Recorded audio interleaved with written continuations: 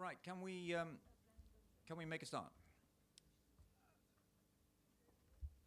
It's been a long but absolutely fascinating day, and I think our job on this panel is to now move to what we've learnt and the way forward. As in previous panels, given that we're somewhat behind schedule, I'm not going to introduce my panelists in more than a word or so each, and I'll start straight away with a very warm welcome to Thoriq Ali Luthfi, the Minister of Health of the Maldives, who I know has a fascinating story to tell us. Minister, you have the floor.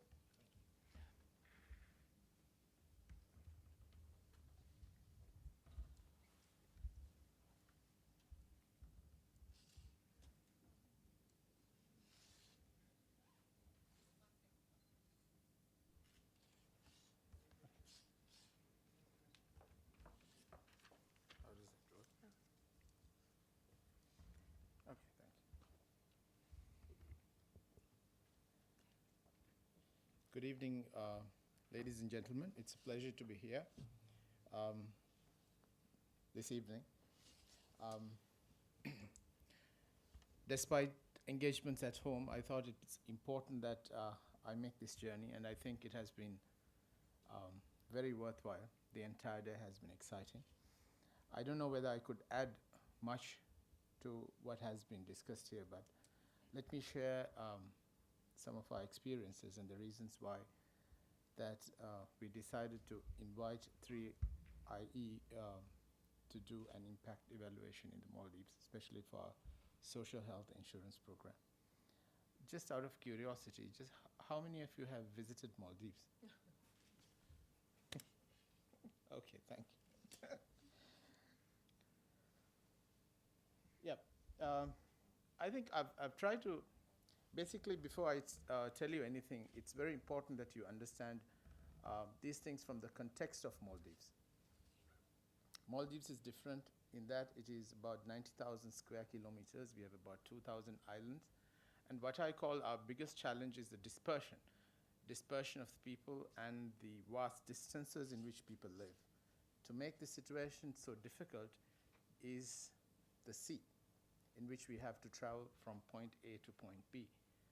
Now, over so many years, the government of Maldives has put in a system for the health delivery, which is quite good, in the sense almost every island where people live, we have one, at least a health center with basic testing facilities, doctors, and the personnel to take care of. But then we are talking of, in terms of numbers, we are talking of about from 400 to about a few thousand people living in islands. And when they are spread over 20 administrative areas and lives in 200 islands, I'm sure the challenge is going to be extremely difficult. And that is what most of our planners find it mind-boggling.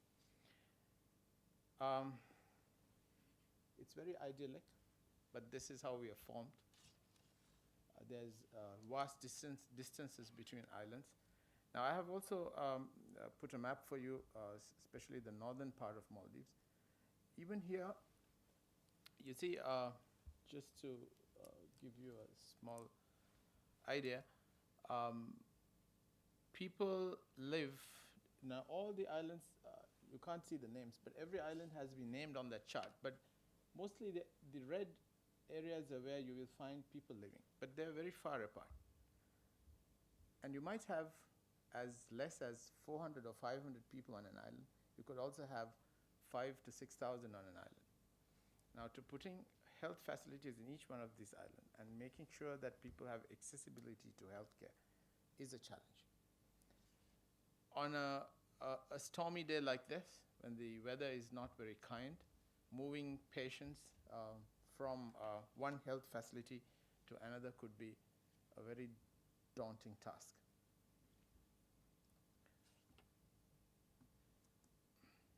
Now, in 2008, Maldives started its first social health insurance program, which we called Madana. Madana in our language means good health.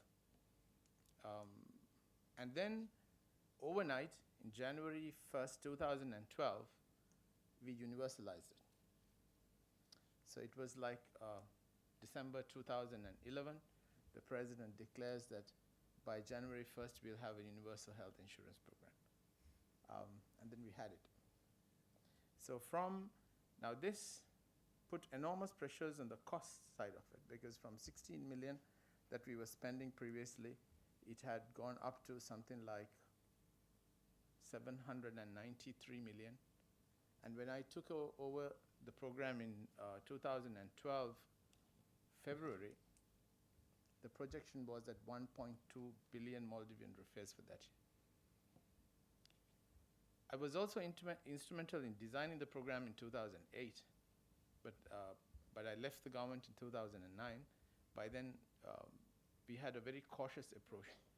Over 3 years, we would experiment with the systems, and then we would universalize the program and roll it out in the for all the citizens in the Maldives. But for some odd reason, the then government did not do much in terms of learning from the process that we started in 2008. But for various political reasons, for which I call too much of political will is not good for certain things like this, we had a situation where the government overnight decided, no, the answer to what was happening in the country at that time was to provide health financing for everybody in the Maldives, irrespective of where they're. And today, from that step, where have we come? We have come to be one of the few countries who also pay for healthcare even if their citizens live abroad.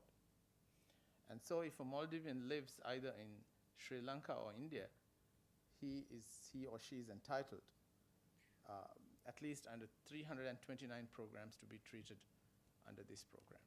So this has put an enormous amount of financial pressure, especially at a time that our fiscal balances are not right. Our economy is doing well, but we have all sorts of problems in the country.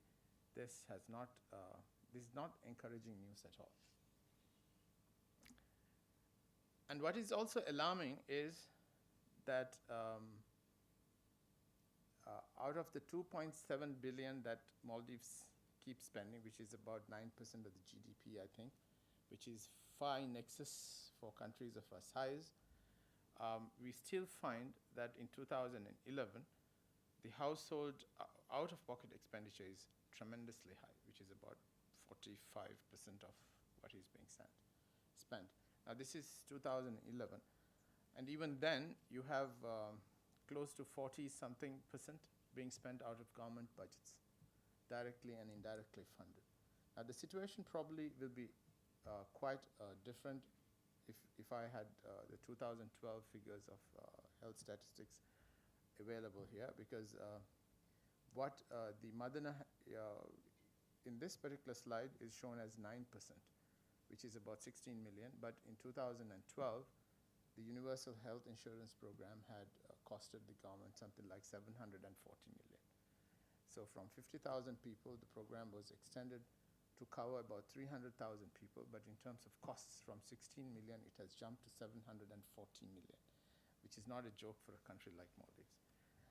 And so this is the context with which I met Joe in Bangalore, I think, when I was here on one of the forums that the World Bank organizes.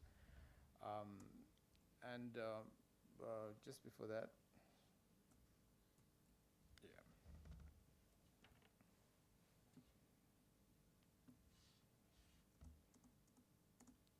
Yep, and the other issue here is, you see, on the utilization side, what is worrying us is also that in the age groups of 20 to 29 and 30 to 39, you see a fairly steep escalation of healthcare costs. Why is it happening? Are Maldivians sick at a general age where you should have robust and good health? Something doesn't seem to be working very well for us there, I think. That's something, a bit of an alarm. So all this, and today, if you combine the expenditure of the social health insurance program and the welfare schemes that we run, and the funds that coming out of Zakat, and the government's investments in health institutions, we should be spending directly for health more than 1 billion rupees every year, which is a fairly large chunk of money that is being spent.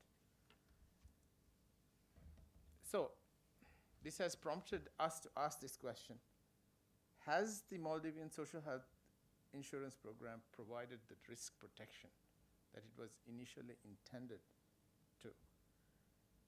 Has it safeguarded people from catastrophic health expenditure? Has it safeguarded people from medical impoverishment? And mostly, I think the larger question for us today is, has this program, after having spent so much, because today the question for Maldives is not about affordability. Now, we have made healthcare affordable to every citizen of the Maldives, even for those who are living in our neighbors, you know. And having done so much, and having put so much of money, invested so much of money, has it contributed to the well-being, good health outcome for our households? I think that is the key question that we would like to ask now. And we hope that by partnering with 3IE, we should be able to find an answer for this. And hopefully we could look at our programs and make the changes. And what worries us is, or are we putting this money into the pockets of health providers? And the moral hazards that are prevalent in the kind of systems that we're using, is it eating up all the funds? So these are important questions that we hope to answer by looking at impact evaluation that we have. And that's what Maldives is looking for, because for me, universalization is something very simple. I mean, in the sense that we come from a very small country, it's about 300,000 plus people, so it's not something big. But the outcome of that is the bigger question. Now, for me to work in an organization, also luckily that I helped to create in 2008, it's easy for me to say that we would like to do things based on evidence. But that's, I think that's not reality. NSPA, because of its position it occupies in the entire system, is able to say this and encourage people to work and to look at evidences, which we continually do that. But it doesn't happen always.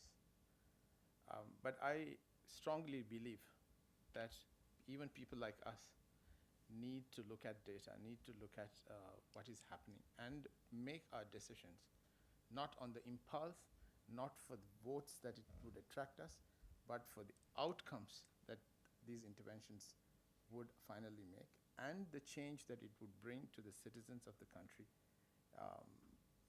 and whose responsibility that we have. Thank you so much for listening, and I hope that I would see you in the Maldives. Thank you, Minister. That's absolutely fascinating, and we'll no doubt reflect on it. Now, I'd like to introduce Thoriq Kvalvaag, who's Director of Evaluation at NORAD. Thoriq, you have the floor. Thank you very much. It's such a pleasure to be in India for the first time. And I have to say, my former boss used to say for every conference, you know, she would have 3 criteria. It would be, or should be, fun, friendly, and fruitful. And though I haven't really conducted a very rigorous evaluation of these 3 indicators now, you know, I feel like we have a relatively high score on all 3, I have to say. And so let me now, since we've been to the Maldives already this afternoon, let me also take you to Norway. Since the title of this conference has been about measuring results, I'd like to take you to NORAD, where I worked at the Norwegian Development Cooperation Agency in 2005, when we got a new Director General, who came in, first staff meeting, and said to everyone, guys, the time of good intentions are over. We are here to make results.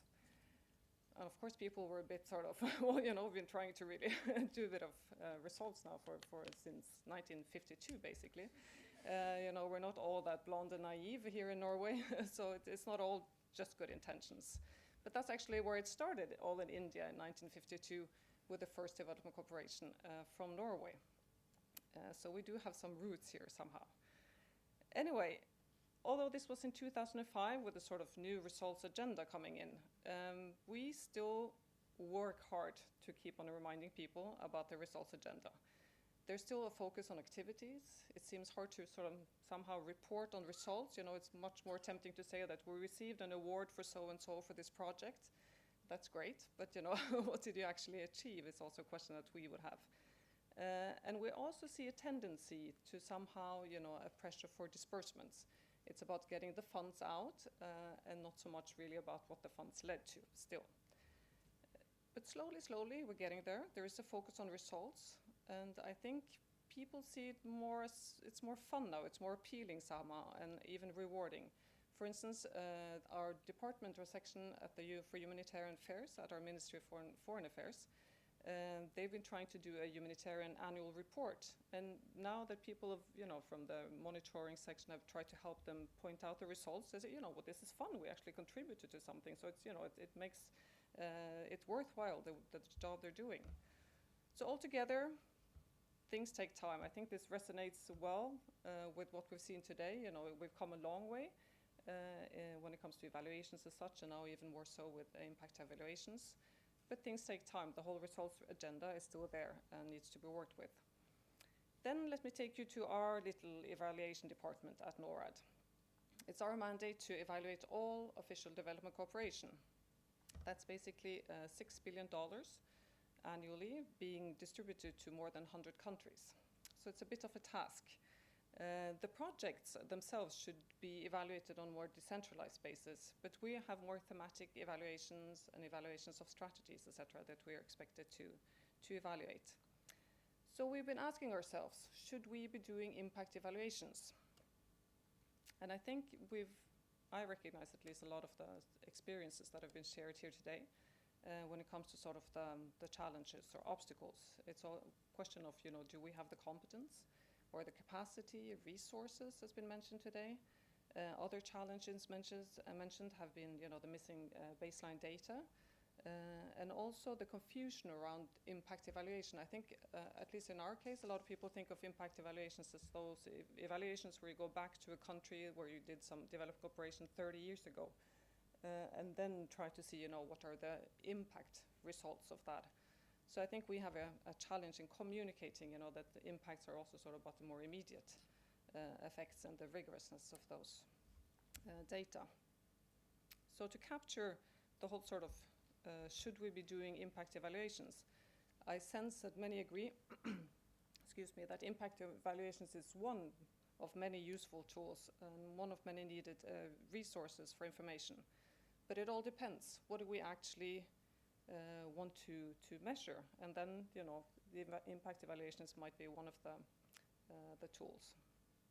So then, in moving forward, I would say it's about using the evidence. It's been mentioned here by many today also that use is important, you know, now that we have quite a substantial body of evidence.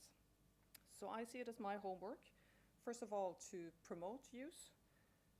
I would start with the technical advisors working at NORAD.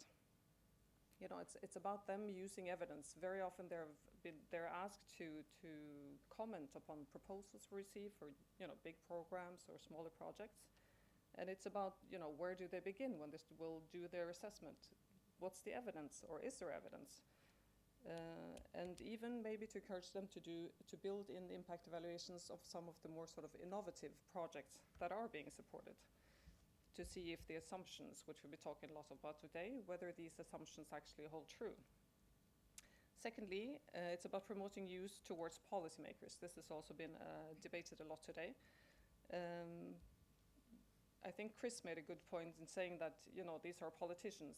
Politics is about making quick decisions, and there are different needs they need to look into, but at least, you know, we should be able to provide them with the evidence available before they make those decisions. And it's my experience, you know, policymakers, decision makers, etc., they have a limited attention span. So we talk about 3 bullets, you know, give them this works, this doesn't work so well, this we don't know. It's something very brief, you know, to give them that kind of push. and input. And then going back to our department, I think we'll just have to sort of continue the learning experience that we have with impact evaluations. And it brings me back to India, to be very brief, in the sense that we're doing one of our first impact evaluations of the Norwegian-Indian Partnership Initiatives, which is on maternal and child health. It's a catalytic program trying to sort of move the MDG, or the Millennium Development Goals, a bit further. And then we're back in India, and we're hoping, that we'll be able to make use of that evaluation. Thank you very much. Thank you very much. And now it's a great pleasure to introduce a fellow board member of 3IE, Jeannie Annan, who's Director for Research, Evaluation and Learning at the International Rescue Committee. Jeannie.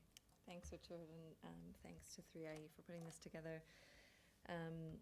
So I'm going to provide just 4 reflections from what I heard today in different presentations and panels that I was in, and linking that together with my experiences of both doing impact evaluations and also commissioning impact evaluations at the International Rescue Committee. So the first is, don't rush to evaluate impact. We've heard from different places, different presentations today, the importance about being clear about the evidence that exists already, about having a clear theory of change, and about being clear about your outcomes, where you're going, before actually rushing to evaluate impact. We also heard about the importance of doing formative research, or the way I think about it is piloting, tweaking, testing, piloting again, tweaking, testing, piloting again, until you get both the design right, but also until you get the implementation right, and then investing in impact evaluation. And then fascinating for me was also from this morning to think about how your impact evaluations fit into an overall measurement framework, and how that's going to influence measurement in general. My second point of reflection is that wasn't said explicitly, at least in any of the panels that I was listening to today, but is that impact evaluations are costly.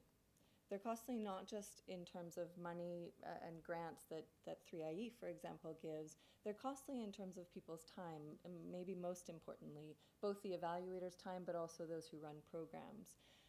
And so it's really important to think, when anything is costly, it's important to think about where to invest.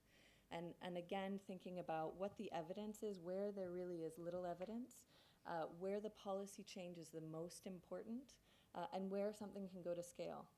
And so really making sure that when we do invest in impact evaluations, that we've thought about that investment, and that we think about them as costly investments. The third reflection I have is, be ready for all results.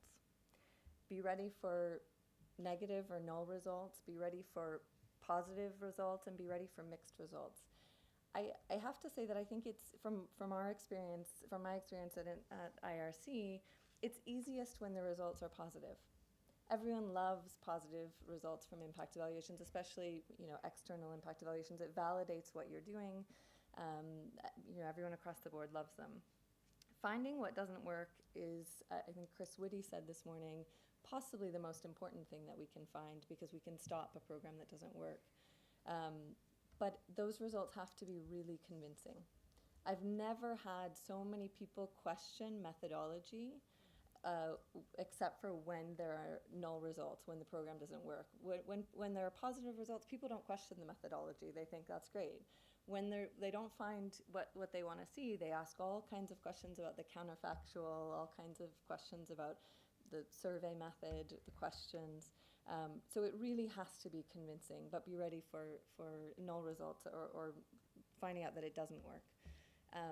And I would say mixed results are really hard. It's hard when you get something that just shows a little bit of some results. We had something on economic empowerment for women, and it showed a little bit of positive results, but not really strong, and in another area it didn't show many results.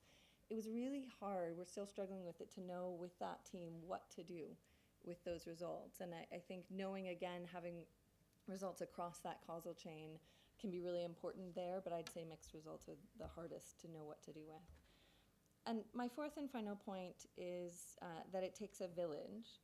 And Joe Puri this morning said it takes a village to conduct an impact evaluation, talking about all the different disciplines that we can bring together. And I would say it takes a village to build a body of knowledge, a body of evidence. There's, thinking about and reflecting on when 2005, I think you said, when it was all about good intentions. We're now in a really different place. There are a lot of good studies out there. There are a lot of good impact evaluations out there. But when you pull them all together, somehow you still wish that they were more than what they were altogether. And I think if we can invest going forward in a body of, in the village of policymakers, of researchers, of civil society and activists coming together and thinking about what are the most important questions that we can ask in the next 5 or 10 years. Where do we really need to fill the gaps together? Building on where researchers come in, building on the evidence that exists and the theory that exists that we don't have evidence for, policymakers saying where is it going to make the most change in 10 years, and really coming together to say not only how can we just do 1 or 2 impact evaluations, but where can we build a body of knowledge together to change certain fields. Thanks. Well, given the time and despite the excellence of the panel, I think I'm not going to invite questions, but I will just build a little bit on what Jeannie said, because I think we're supposed in this section to try and bring a few things together. I think she's already given us a lot of very useful takeaways.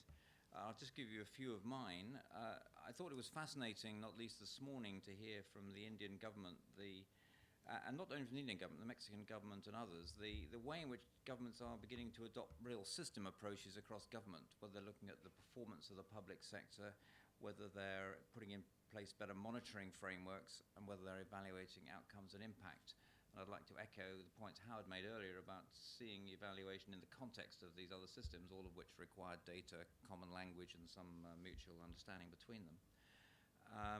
And I think that it's very interesting to reflect on the systems, for example, the one that's now well established in Mexico and the one that's now going to be established in India, where you have a central unit which plays a very significant role in relation to this. Also very interesting to see what is going on at the level of individual departments and operating agencies. I thought Brack this morning gave us some very interesting insights into the way a very large NGO, for example, sets about that, and there are many other examples at research institutions and so on. Secondly, I think it's been very interesting that this conference has been given this international dimension. You've just heard we've just been taken to both the Maldives and Norway. And I think this shows that in many parts of the world, I was talking to our colleagues from Benin last night, a lot of the same questions are being asked, so that although Benin and India are of a totally different scale, many similar issues are being actually addressed in countries as diverse as that. And I think we can learn a lot from cross-learning. And also, building a little bit on what's just been said by both the previous speakers, I do think a lot of this is about communities of practice which are very international, cut out across north and south, government, non-government, who are interested in the same topics and need to understand what does and doesn't work, or can be said in what circumstance it works in their area. And that's where I think this, we very much welcome what 3IE is doing to build with systematic reviews and other tools, this ability to synthesize from what is known across countries. And then when you come down to impact evaluations themselves, I think there will be a lot of lessons to take away from today about the methodological challenges. I won't go into that in detail, but I think we've heard enough about that to see how important those remain. The supply constraints, how can we manage to do this? How affordable are impact evaluations? Do we have the people to do them? Though I was interested to hear the Public Health Foundation say they're worried what to do with 30 PhDs who are about to come back and anxious to carry them out, so maybe we can make use of them. And then, of course, the usual questions about uptake. Is anybody listening to us, and what kind of messages do we put forward? And I thought Chris Whitty made some very good points this morning about the language we use to do that. And I thought that many good points have been made by several people. I was in the session which Shamal Nagpal was addressing, for example, about the real importance of getting ownership in the agency which is actually implementing this. And I think it was very interesting, again, reflecting on the Mexican experience, that over time they seem to be building a system where evaluation is seen less as a threat imposed on an implementing agency by some outside force, and more as an opportunity for working together to deliver a better product. And when you consider the amount of money that is being spent just by public agencies trying to deliver things, and the questions I'm sure all of us have in our own countries about the effectiveness of that. There are huge wins here if we can do a better job. If you could improve the quality of public spending in any of our countries by 10 or 20%, that would be pretty phenomenal. Finally, I think as with all these things, one has to always look at data intelligently. I've always said that indicator sets, monitoring tools, and the rest of it are very good servants but bad masters. You always got to have a proper understanding of what they're really telling you, and that's where I think impact evaluation has a particular role to play in really getting to the root of the issue and seeing what is standing between the inputs and ultimately the outcomes. And in that context, I've learnt a lot today about the significance of mothers-in-law, and I shall also long remember the importance of always showering your buffaloes in hot water. All of which is to say that I fully agree with Tyler that we've certainly done well against the 3 Fs today of fun, friendly, and fruitful, and I hope you've all felt the same. So thank you very much indeed, and now we go to our final session.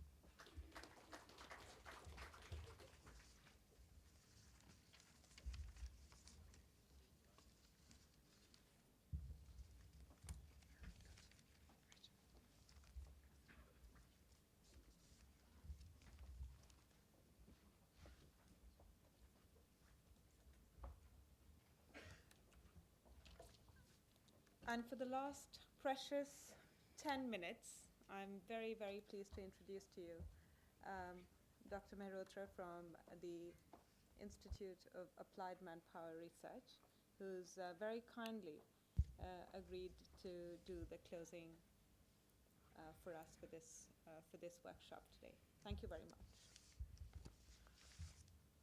Thank you, Jo. I think it's difficult to follow on from an excellent job done by Richard Manning, and particularly because I was not here from about lunchtime onwards, in fact, and I heard essentially only Howard White, Ajay Chibber, and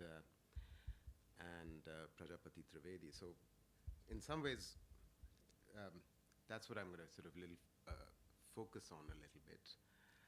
But first of all, thank you very much for asking me to be part of this. I'm very pleased that 3IE is still located here, because a few years ago I remember Howard sending some Australian consultants who were sort of trying to locate different locations for 3IE, and the fact that you are still here seems to suggest that you seem to have won your battles with the government of India. I don't know whether that's still true or not. But anyway, we're very pleased that 3IE is still here and plugging away at the cause of impact evaluation, which is obviously become much more important with the creation of the IEO. Let me turn. There's a paper that I had recently done for the World Bank, which I believe that Jo will send out to many of you, and a few copies were up there. And I might put a few more copies up there. But which sort of essentially makes the point that Ajay was making this morning, that we have a long way to go. It's a work in progress, our M&E system, if we have a system at all. And I really want to emphasize a few of the points that Howard made about the need for harmonizing evaluation with monitoring. One of the papers which we've done, in fact, from our institute, and our institute, by the way, runs a 3-month course, mainly for foreign students on M&E, which is just beginning, in fact. This is the second course we're running this year.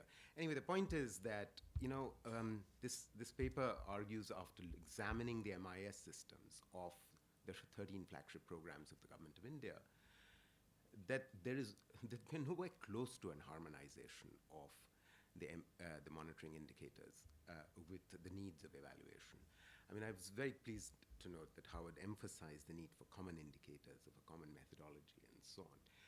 But even more importantly, what came out from our review and our analysis of the MISs of the 13 flagship programs, on which, of course, all of you have rightly emphasized a huge amount of money is spent, is the complete lack of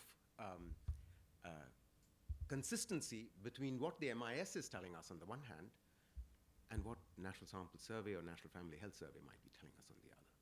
This is true for ICDS. It's true for the Total Sanitation Campaign. It's true for any program. So, you know, the point that Howard is making about validation just goes to the heart of the matter. And I would sort of so strongly emphasize to Ajay and Ajay's office that if you don't get the validation right on the MIS systems, and particularly involve NSS staff in that process on a sample basis, just do a 2-3% sample check of the data. Because the and this is not a problem which is just a problem in our country. I mean, I've just come back from the big sort of do in Sao Paulo that UNDP had organized, an evaluation on national evaluation capacities, and everyone was talking there about the inconsistency between MIS data on the one hand and survey data on the other. So this validation business just goes to the heart of the matter, and if Ajay doesn't attempt to solve that problem, I think the IU will not be doing its job. And then I think the other point that Howard rightly made was about monitoring indicators along the causal chain that can be used for evaluation. Again, very important point, because you've got indicators that currently don't even use the log frame. I mean, by and large, if you look at the MIS systems of our 13 flagship programs, they don't use the log frame. If you don't use a log frame to start with, how do you expect to get consistent, logical indicators which might be possibly, common across? Let me turn directly to what some of the things that I took away from what I just said, and let me sort of be quite frank about what where I agreed with him and where I did not. I mean, he said that he has sort of three groups of things that he believes there are three groups of things that IU should be focusing on. Now, the first thing he said was about the public-private interface. Now, that public-private interface issue, where he sort of talked about macro issue concerns like the Hindu rate of growth, that we're back to close to the Hindu rate of growth and so on, the problems that he linked then, why are we back to the Hindu rate of growth? No coal, no power, so no industrial growth. Or is the taxman going after the corporates and therefore they're not investing? I'm sorry, these are very macro questions. I'm not so sure if the IU is the right place to be doing this. Because if it does, then it might actually it might fall astray. I mean, it might from what its real task is, which is what I think when he spoke about the second thing, which is what IU should be looking at, which is looking at the delivery of public services. I mean, he made that contrast, I think, rightly, between states and some states doing well and governance being better in some, and therefore they are being able to deliver public services while others are not. And then this whole question about should we be giving cash instead of direct product delivery? I mean, that's a very important question. But then, there is only one major cash delivery or conditional cash transfer in our country. And I was hoping that he would say that he would want to evaluate the one big pilot. It was a huge pilot, which we initiated when I was in the Planning Commission, 52 districts of the IMGSY, the conditional cash transfer which is in the form of maternity benefits. It's very similar to the health part of the Bolsa Familia, that you sort of come in and you get A and C, and you do sort of immunization, and you get a certain amount of cash, and all that has to be sort of certified by the health center and so on.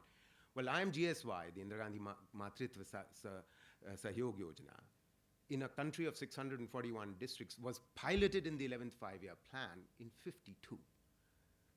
When I think of a pilot as a researcher, I think of sort of max 2 or 3 districts. Well, in its great judgment, the Indian government decided to do 52 districts. But in the 12th plan, we're going to sort of go to scale. We're going to cover all 641 districts. Have we evaluated it? I'm not so sure.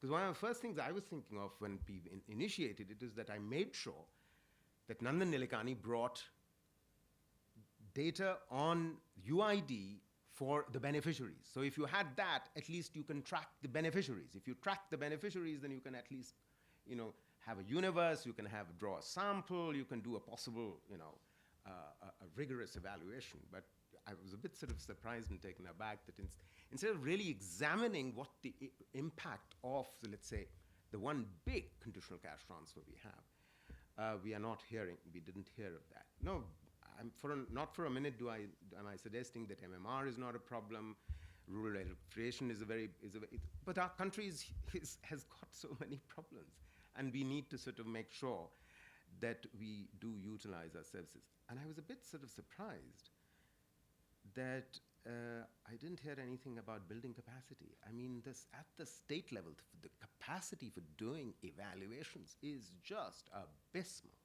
is pathetic. I mean, I just told you what the state of our MIS system and the 13 flagship programs of the central government are. Can you imagine what the state and state governments is? For MIS alone, I'm not even going to evaluation. For MIS alone.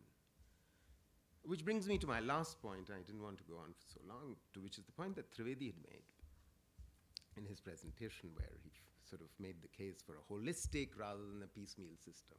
But what we currently have is a very piecemeal system. We have a certain amount of outcome budgeting going on in certain ministries, which I don't know whether anyone sort of looks at it also after the outcome budgeting is actually done. Then, of course, we have the, Trivedi's shop. Now we have the IEO. And then, of course, we've got the MISs. But has anyone thought through the integration of this at all? This is piecemeal. This couldn't be more piecemeal. I mean, if we were looking to build a Mexico-type system, and I've just spent 2 weeks in Mexico and had great discussions with Carnival and with friends there. And I really began to understand the political economy which led to the creation of Carnival and why it is so powerful. I mean, you can never replicate political economies of countries, but systems you can, which is the point that I think rightly was being made by Ajay. But perhaps Trivedi is asking for too much when we're saying holism. Let's at least build each block of that system carefully enough and then begin to think about holism. Let me stop there. Thanks very much. Thank you.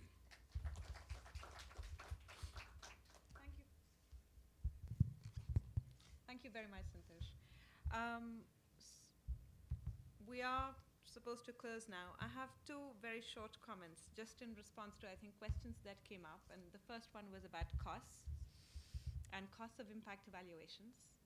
And the second one was about capacity that Santhosh alluded to as well. And with those two comments, I'm going to close this session unless anyone has burning questions, but please go and surround Santhosh after this session if you have them. And so the first comment about costs. Yes, impact evaluations are costly. 3IE has been providing grants for impact evaluations over the past 4 years. And we've funded about 110 or 113 impact evaluations till now. And we've done an analysis of them. Impact evaluations and obviously the cost differs by method, but also the length of years.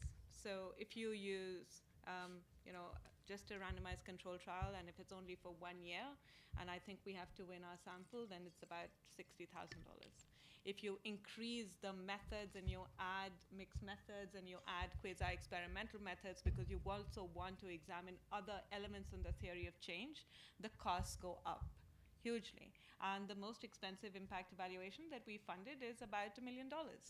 So yes, impact evaluations are expensive, but they can be cheap as well. And it so depends on the context. And I think that's the bigger point that's being made during this workshop. I can give you many, many examples of rapid impact evaluations. The Clinton Health Access Initiative has funded several rapid impact evaluations.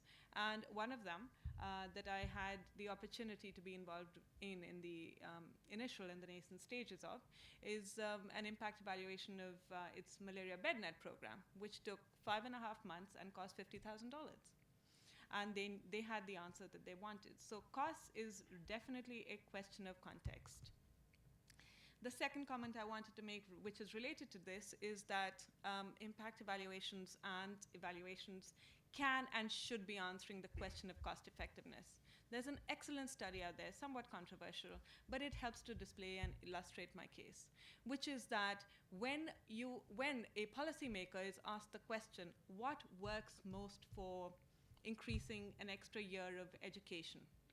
And there is a menu of choices in front of him or her.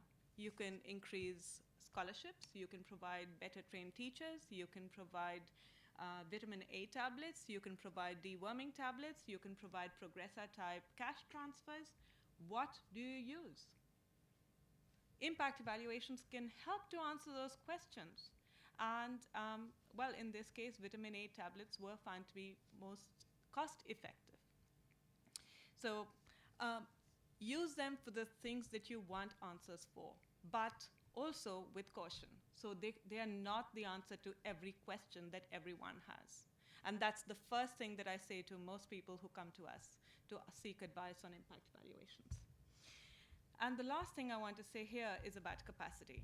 I said this very briefly in my morning remarks as well. When we get proposals from a variety of developing countries and developed countries from across the world, there's a distinct difference between the technical profile of the proposals that we get from developing countries compared to those that are coming from developed countries. And it's really, really important to build that individual as well as institutional capacity. And this is a point that Santhosh made as well.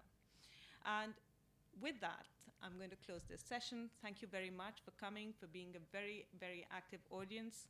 I also want to thank ASCI, the Administrative Staff College of India, Dr. Rao, Yamini, Madhurima for being wonderful partners, and we look forward to doing this again with you. Thank you so much.